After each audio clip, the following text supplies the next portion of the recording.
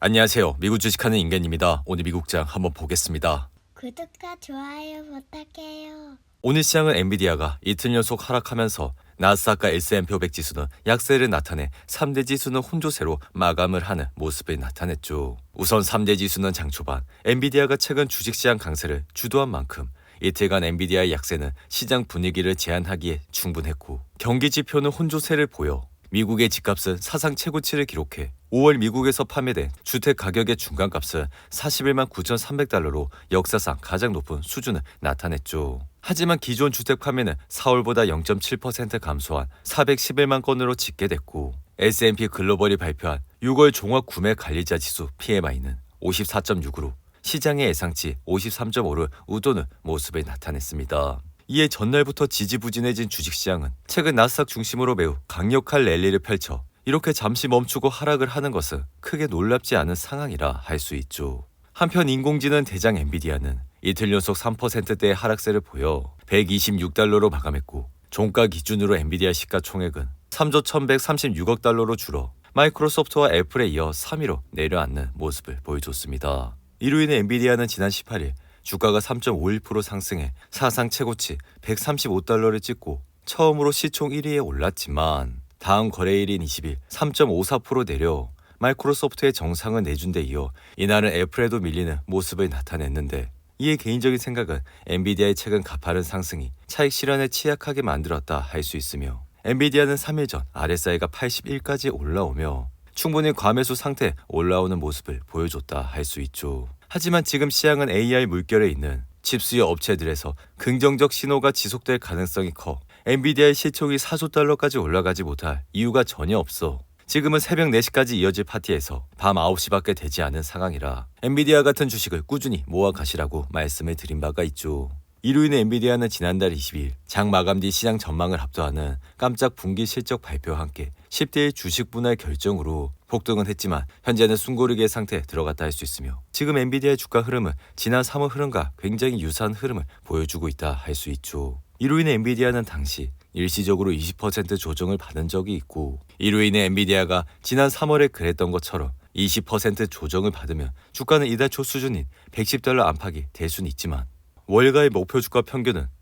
125달러로 지금 수준을 크게 벗어나지 않아 주가가 하락하더라도 곧바로 회복할 것이라 예상이 됩니다. 이로 인해 앞으로 3, 4년은 갈 AI 반도체 확보 경쟁이 이제 2년째에 접어든 상태라 연말엔 엔비디아의 차세대 AI 반도체 블랙엘이 출시가 돼 이 같은 변동성은 크게 오래가지 못할 것이라 예상이 되는데 한편 지금 시장은 오름세가 AI 붐을 중심으로 일부 주식에 집중되면서 시장의 폭은 매우 좁아졌고 2분기 들어 S&P 500 지수는 14% 상승했지만 모든 주식에 같은 가중치를 적용하는 동일 비중 S&P 500 지수는 단 3%에 올랐다 할 수 있죠. 이로 인해 일부에선 몇몇 기술주에 집중된 지금 시장을 1990년대 후반 닷컴 버블 때와 비교를 하고 있고 2020년 3월 인터넷 열풍을 주도한 시스코는 당시 시총 1위 마이크로소프트를 잠시 넘어선 뒤 닷컴 버블이 터져 시스코의 주가는 아직도 그때 주가를 넘지 못하고 있는 상황이라 할 수 있죠. 하지만 개인적인 생각은 지금과 그때는 다르다고 생각이 들며 이러한 이유는 당시 급등한 기업들은 적자를 내는 곳이 많았지만 지금은 세계 최고의 마진과 현금 흐름을 가진 기업들이 AI 붐을 주도하고 있다는 것이라 할 수 있습니다. 이로 인해 S&P 500 지수는 지난 9주 중 8주 상승세를 지속하고 있고 올해 들어 14% 이상 상승을 했지만 최근에는 잠시 흔들리고 있는 모습을 나타내고 있는데 그럼에도 불구하고 미국 경제는 여전히 건강한 상태며 페드의 금리 인하 시점이 뒤로 밀리곤 있지만 올해 안에는 금리를 내릴 예정이라 개인적인 생각은 여전히 강세장은 이어질 것이라 예상이 됩니다. 이어 시가총액 1위 기업인 마이크로소프트는 이날 0.92% 상승해 449달러로 마감해 다시 한번 사상 최고치를 나타냈고 이에 제프리스는 최근 보고서에서 마이크로소프트를 탑픽으로 선정해 목표 가격을 550달러로 설정하면서 현재 주가 대비 약 25%의 상승 여력이 있다고 밝히는 모습을 보여줬죠. 이로 인해 마이크로소프트는 2023년 대비 56% 급등한 데 이어 올해만 17% 이상 상승했고 여기에 더해 데이터 센터와 같은 설비 투자가 계속되면서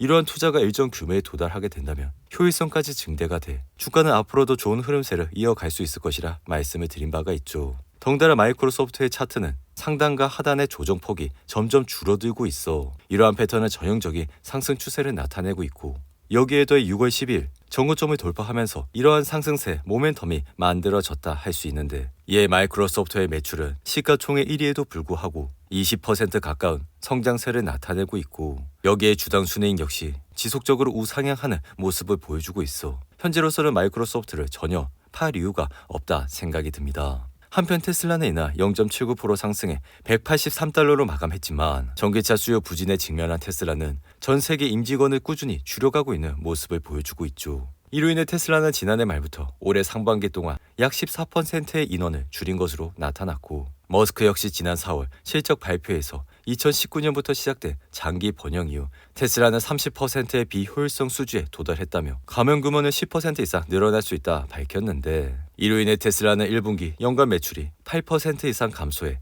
2012년 이후 가장 큰 감소를 기록했고, 전기차 판매는 올해부터 본격적으로 둔화하고 있어 테슬라 주가는 여전히 흔들리고 있는 모습을 나타내고 있습니다. 이에 머스크는 투자자들에게 곧 새로운 마스터 플랜을 발표해 다가오는 8월 8일엔 로보택시에 대한 설계를 공개할 예정이지만, 이러한 사업이 아직 매출과 순이익에 영향을 줄 수 없어 테슬라의 주가는 여전히 180달러 부근에서 움직임을 나타내고 있다 할 수 있죠. 이에 개인적인 생각은 테슬라의 주가가 많이 내려왔다 생각은 하지만, 여전히 펀더멘탈 측면에서 보여준 게 없기 때문에 다가오는 2분기 실적을 꼭 확인을 하시고 투자를 해도 늦지 않다 생각이 드는데, 이어 시가총액 2위 애플의 주가는 이날 1% 이상 하락해 207달러로 마감했고, 애플은 중국에서 AI폰을 출시하기까지 장애물이 상당할 것이라는 견해가 나와 이틀 연속 하락세를 보여주는 모습을 나타내고 있죠. 이에 애플은 이달 초 열린 WWDC 이사에서 AI 시스템 애플 인텔리전스를 공개해 시리가 한층 업그레이드 됐을 뿐 아니라 이메일 자동 분류와 같은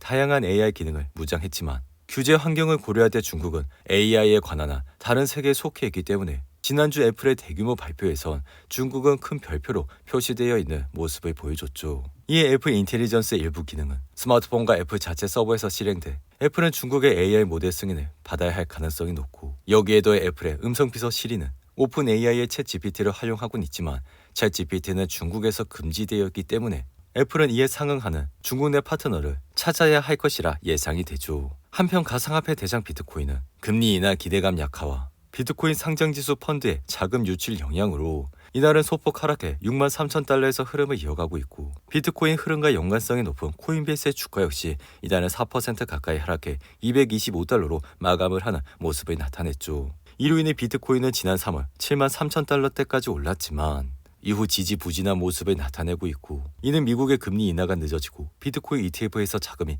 계속 빠진 것이라 할 수 있는데, 반면 자동차 렌털 회사인 허츠 글로벌은 채권 규모를 10억 달러로 확대한 이후 주가는 16% 이상 급등했고, 소프트웨어 회사인 아사나 역시 1억 5천만 달러의 자사주 매입 계획을 밝힌 이후 주가는 15% 이상 상승했는데, 반면 온라인 대출 플랫폼인 랜딩트리는 도난당한 소비자 데이터를 경매에 붙이겠다고 밝힌 이후 주가는 2% 이상 하락했고, 사이버 보안 회사인 팔로알토는 주요 기관의 최고의 선택으로 지정을 한 이후 주가는 3% 이상 상승을 했는데, 이어 제약회사인 길리어드 사이언스는 연 2회 접종하는 HIV 예방주사가 후기 단계 시험에서 100% 효과적이라고 밝힌 이후 주가는 전날 8%에 이어 이날도 3% 가까이 상승을 하는 모습을 나타냈습니다. 오늘도 8분이 넘는 긴 영상 끝까지 시청해 주셔서 감사하고요. 가시기 전에 구독과 좋아요 잊지 마시고, 그럼 저는 다음 영상에서 찾아뵙겠습니다. 감사합니다.